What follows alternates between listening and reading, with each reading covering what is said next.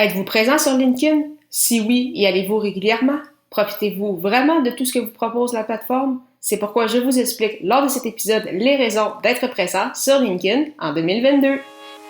Les médias sociaux en affaires est votre rendez-vous hebdomadaire pour en connaître davantage sur les différents réseaux sociaux et les plateformes de création de contenu dans un contexte d'affaires. Chaque semaine, je, Amélie Delebel, répondrai à une question thématique qui vous permettra d'appliquer concrètement ces conseils pour votre entreprise. C'est parti! Bonjour et très heureuse d'être avec vous pour ce 53e épisode des médias sociaux en affaires sur pourquoi être présent sur LinkedIn en 2022. Alors, sans plus tarder, la première raison pourquoi vous devez être sur LinkedIn comme professionnel, comme entrepreneur, c'est justement parce que c'est un réseau professionnel, mais très humain. Donc, ce ne sont pas seulement des publications de style corporate, donc c'est pas seulement des publications en lien avec des emplois ou on peut penser un peu plate, seulement brun, blanc, beige, donc des publications sans saveur. Bien au contraire, c'est un réseau très, très humain. Bien évidemment, le réseau va grandement dépendre des gens que vous allez accepter, que vous allez vouloir ajouter. Mais vraiment, LinkedIn a été une belle découverte pour moi depuis les dernières années. Les publications qui se retrouvent, les gens, c'est super intéressant. C'est vraiment un très, très beau réseau. C'est vraiment un bel endroit où se retrouver. Ça va être encore plus le cas pour la prochaine année.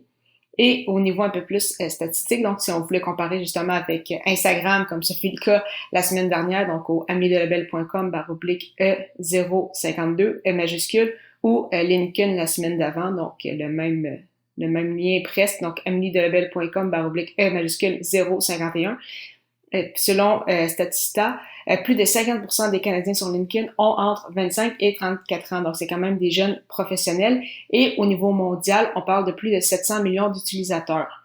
Bien évidemment, on parle pas en termes de milliards comme c'est le cas avec Facebook ou Instagram, mais tout de même, c'est une très, très grosse plateforme, une belle plateforme, comme je le mentionnais, avec beaucoup, justement, d'autres professionnels qui va vous permettre d'agrandir votre cercle de contacts.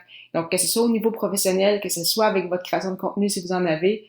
Par exemple, si je vais avec mon expérience personnelle, LinkedIn m'a beaucoup aidé avec athlètes entrepreneurs pour rencontrer des nouvelles personnes, les inviter sur mon podcast ou, à l'inverse, des gens qui se sont connectés à moi pour me dire « Hey, j'écoute tes podcasts, que ce soit les médias sociaux en affaires pour être entrepreneur, j'ai appris beaucoup de choses, je trouve ça vraiment intéressant. » Et donc, vraiment, ça permet de créer des très beaux liens avec notre audience que des fois, on n'a peut-être pas toujours justement avec le podcast ou si les gens lisent votre blog ou écoutent des fois peut-être des vidéos.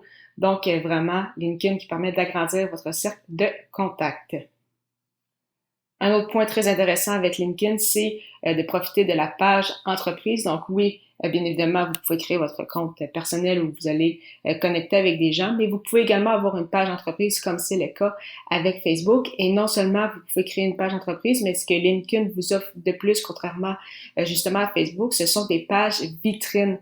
Donc, à chaque page entreprise, vous pouvez avoir jusqu'à 10 pages vitrines. Et pourquoi ces pages vitrines-là sont intéressantes, en fait, c'est parce que vous pouvez cibler des mots-clés, donc des mots-clés que vous savez qui sont importants pour l'audience cible que vous recherchez, et donc pour ressortir dans les recherches sur LinkedIn, vous pouvez créer ces pages vitrines-là avec certains mots-clés. Si par exemple on parle de marketing, donc peut-être marketing et réseaux sociaux,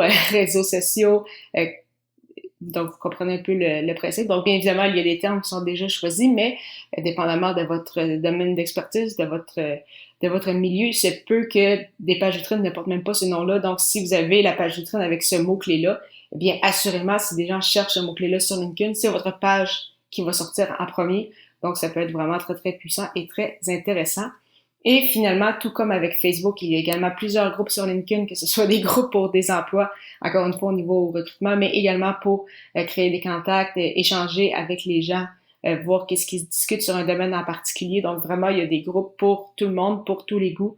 Donc vraiment une très très belle plateforme, encore une fois, avec plusieurs belles options à exploiter. Donc si vous n'êtes pas trop à l'aise avec LinkedIn, allez-y, peut-être un 5-10 minutes par jour, vraiment prendre un temps pour mieux comprendre la plateforme, essayer de l'exploiter au maximum et vous allez voir qu'il s'agit, c'est ça, vraiment d'une belle plateforme très, très humaine et qui sait qu'est-ce qui pourrait en découler. Donc, en résumé, les avantages d'être LinkedIn. Pourquoi être présent sur LinkedIn pour 2022 si ce n'est pas encore le cas? pour le réseau professionnel et humain, parce qu'il y a quand même une belle jeune audience, donc de 25 à 34 ans, des jeunes professionnels, donc plus de 50% des Canadiens. Donc, quand même très, très intéressant à ce niveau-là. Au niveau mondial, on parle de plus de 700 millions d'utilisateurs. Ça vous permet d'agrandir votre cercle de contact. Si, comme moi, vous avez des podcasts, ça peut être très, très utile pour des invités ou pour connecter justement avec nos auditeurs s'ils ont des commentaires à nous donner, qui nous posent des questions ou autres.